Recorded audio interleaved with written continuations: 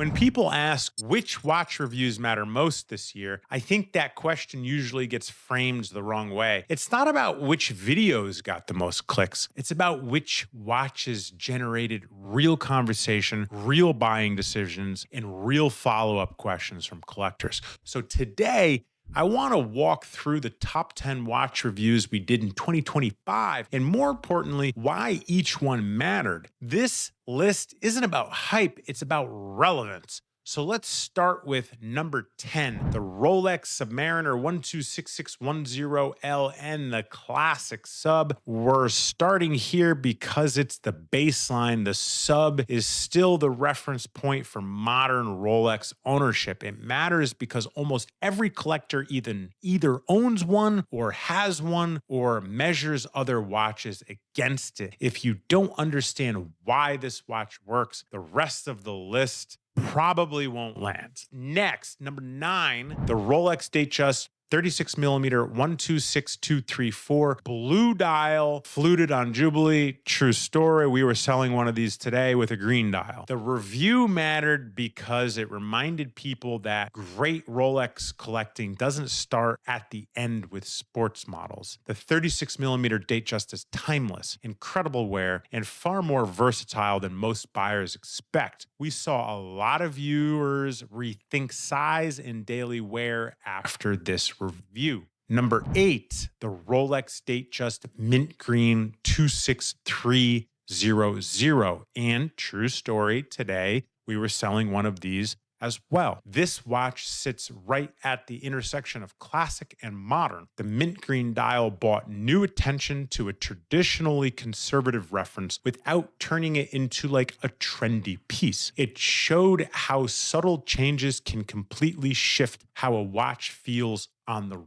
wrist. Number 7, Rolex Sea-Dweller SD43 126600. We sold one of these earlier this month. Very popular Sea-Dweller. This review changed assumptions. On paper, the Sea-Dweller feels too big for most people. In reality, once you understand the proportions and purpose, it becomes surprisingly wearable. And I would agree with that personally. This was a great example of real ownership experience beating a spec sheet option. Number 6, the Rolex Yacht-Master 126621. This review mattered because it framed value. The Yacht-Master is often overlooked because it doesn't fit neatly into the Submariner or GMT categories. At around the $12,000 to $15,000 mark, this watch opened a lot of eyes. It showed buyers that you can get precious metal, a more refined feel, and real wrist presence without chasing high prices. For a lot of viewers, this was the first time the Yacht-Master actually made sense. Number 5, the Rolex GMT-Master 2 1670 Coke. Classic. One of my favorite neo-vintage and vintage GMTs. This one earns its place because of history. The 16710 Coke represents a different era of Rolex. Slimmer case, aluminum bezel, and quieter kind of charm. This review helped clarify why neo-vintage GMTs still matter emotionally and financially. Number 4, the Rolex Submariner Hulk 116610LV. We sold one of these today, dated 2022. I had never seen it before. Super rare. The Hulk belongs here because it shows how sentiment and scarcity shape value. This isn't just a green Submariner anymore. It's a discontinued reference tied to a very specific moment in Rolex history. This review sparked a lot of conversation about timing, exits, and when nostalgia becomes market strength.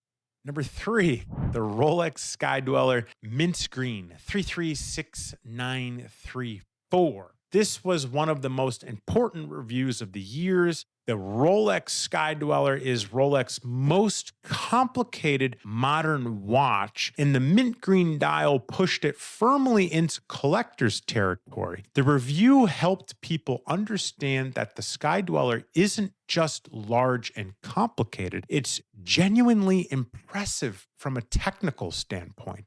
And number 2, one of my favorites, the Rolex GMT-Master 2 126710 GRNR, the Bruce Wayne. This watch earned its spot because it represents modern restraint. The Bruce Wayne GMT confused a lot of buyers at first when it first came out a couple of years ago. The neutrality is exactly why it works. This review mattered because it reframed the watch not as boring, but as deliberate.